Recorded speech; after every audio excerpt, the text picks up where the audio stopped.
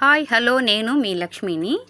ఈరోజు నేను onion tomato కలిపి రెడ్ చట్నీ తయారు చేస్తున్నాను చూడండి.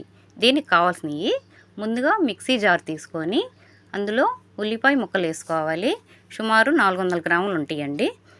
తర్వాత టమోటా ముక్కలు 1/2 కేజీ ఉన్నాయండి. ఇవి రెండు వేసుకున్న తర్వాత కారం 3 స్పూన్లు వేసుకున్నాను. దీనికి కారం కొంచెం ఎక్కువ వేసుకుంటేనే బాగుంటుందండి స్పైసీగా.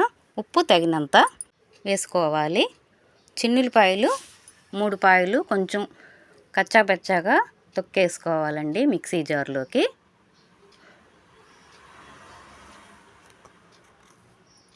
ఇది వేసుకున్న తర్వాత చింతపండు వాటర్ ఉంచేసుకొని పక్కన పెట్టేసుకొని వాటర్ పక్కన పెట్టేసుకొని చింతపండు వరకు వేసుకోవాలండి. వాటర్ అవసరమైతే మళ్ళీ వేసుకోవచ్చండి. కొద్దిగా చిన్న ముక్క అల్లము, బెల్లం 30 గ్రాములు వేసుకోవాలండి. దీన్ని మాత్రం స్కిప్ చేయబాకండి, ఇంపార్టెంట్ బెల్లం మాత్రం. దీన్ని మిక్సీ పట్టుకోవాలండి మెత్తగా. మిక్సీ పట్టుకున్న తర్వాత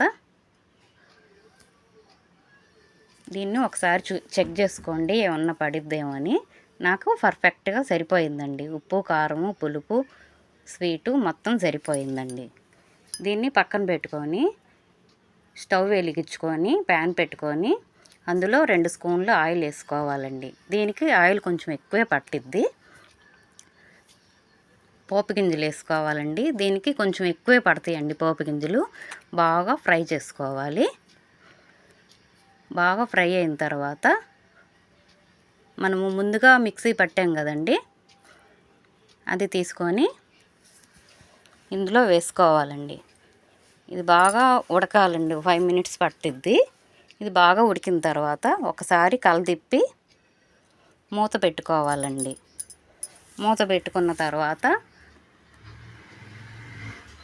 బాగా కలదిప్పాలండి. మూత పెట్టేసి ఒక 5 నిమిషాలు ఉడకనివ్వాలండి. ఉడికిన తర్వాత మూత తీసి చూడండి ఎలా వచ్చిందో. అలా ఆయిల్ పైకి తేలాలండి. అప్పుడు ఉడికినట్టుగా పచ్చి వాసన మొత్తం వెళ్ళిపోయింది. ఇది ఇడ్లీకి, దోశకి, పునుగులకైనా దేనికైనా బాగుంటుందండి. పర్ఫెక్ట్గా వచ్చింది. మీరు సబ్స్క్రైబ్ చేసుకోవటం మాత్రం మర్చిపోకండి.